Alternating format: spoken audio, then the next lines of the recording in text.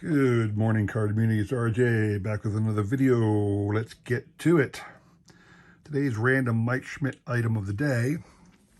I have a card here from 2021 Panini Prism.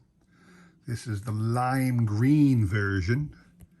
It's numbered out of 125. If you see there, it's number 57 out of 125. And I'll be honest with you, Panini Prism is a product that absolutely annoys the heck out of me. The reason being, they make so many parallel versions. I went on to tradingcarddatabase.com, take a look. There are 45 different parallels of this card, 45. Each with different numbering, serial numbers, one of ones, no numbers, colors that look almost exactly the same but don't have any different numbering. It's annoying to no end. And as a super collector, we want to get every card of our particular player or team or whatever. There's no way we're going to. There's no way I'm going to have every Mike Schmidt. Somebody's going to get the one of one and hold on to it. But here it is, the latest one in my collection, a Panini Lime Green. That is my random Mike Schmidt item of the day. A random baseball item of the day, celebrating the Phillies broadcasters of the past.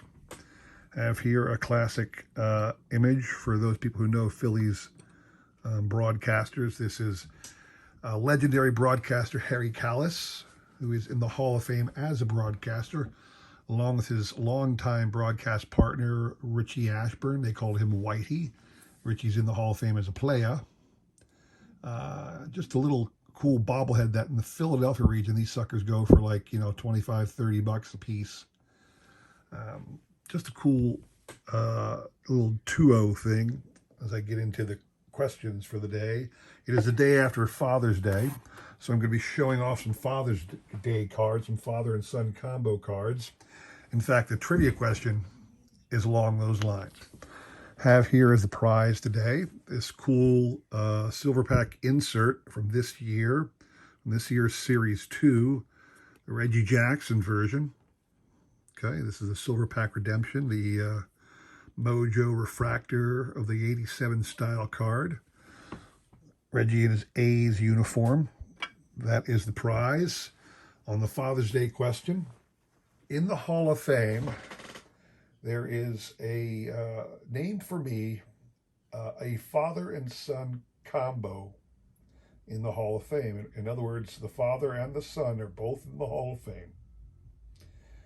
So name for me a Hall of Fame father and son combo, and you'll be entered into the Sunday drawing to win that awesome Reggie card.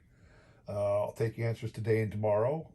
You have to email me the correct answer. My email will be in the description below, along with a repeat of the question. And on Sunday, we'll draw from all correct answers to see who gets that awesome card, all right? So like I said, today I'm showing off father and son cards, and specifically, I went and found a couple players from the Phillies who had sons who also made it to the majors. Well, in a way, let me say it this way. So I'm going to start off with this one here. Outfielder Greg Luzinski was a Philly fan favorite back in the 70s. Part of the 80 World Series team as well. Played left field primarily. This is his 81 Coca-Cola style card. He had a son named Ryan Luzinski, who I believe was drafted by the Dodgers, but don't quote me on that. Never made it to the major leagues, though. So here's a card of both Greg and Ryan in his high school or college days. And this is from the McDonald's Classic for Sport release back in 92 or 93. You can see the little McDonald's thing. There's this 93 Classic McDonald's release. Shows the two of them together. He actually says Bull and Baby Bull because Greg Luzinski's nickname was the Bull. And since Ryan was equally bulked up, they called him the Baby Bull. Ryan never did make it to the majors, though. Other father and son combo. Father who did play for the Phillies and whose son did briefly make it to the majors. Pete Rose.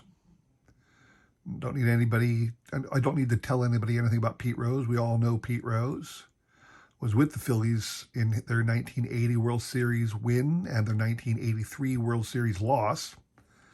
He had a son, Pete Rose Jr., played all 11 games with the Reds back in '97. I don't think he ever played again after that.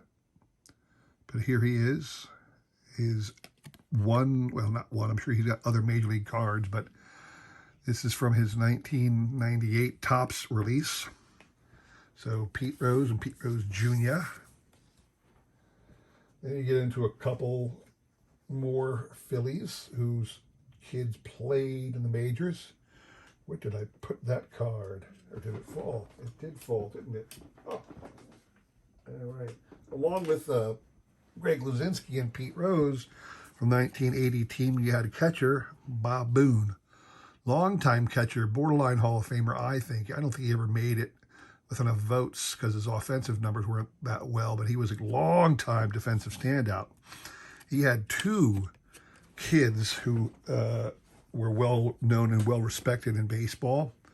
His son, Brett Boone, was on a couple different teams, had a very decent career on his own.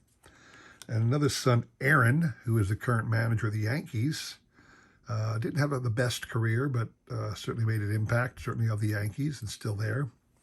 The thing about the Boone family is they're three-generational. Bob's dad also played.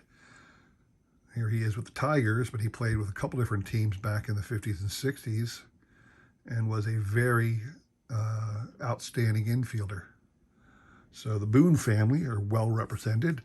They didn't share, like with the Rose family, nobody else played for the Phillies other than Bob. But then you get into a couple where they did play for the Phillies. Here's an individual, Mark Leiter, Al's brother. Was a pitcher for a couple different stints with the Phillies. If you go back to the back of his card, I thought he was, maybe I was wrong. I thought he played a couple years with the Phillies, but only has his '97 career stats.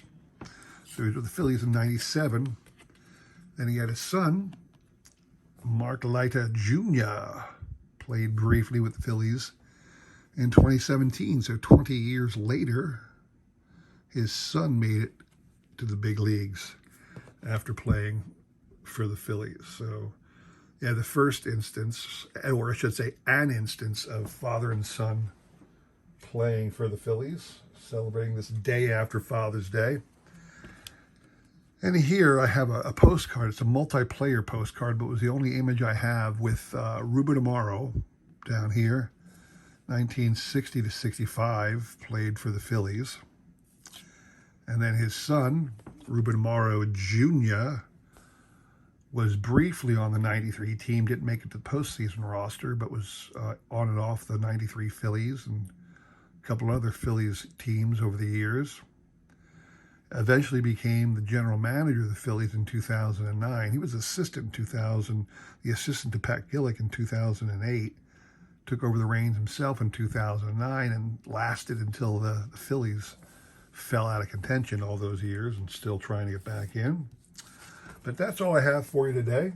A little bit of a highlight of players who played for the Phillies, who also had sons who made it to the major leagues. All right. Hope you enjoyed that little Father's Day tribute. Been doing a Father's Day tribute the last 2 years on the day after Father's Day, sometimes the Friday before if I remember. But in this case, it was the day after. Hope you don't mind. I want to say thanks for everybody for watching.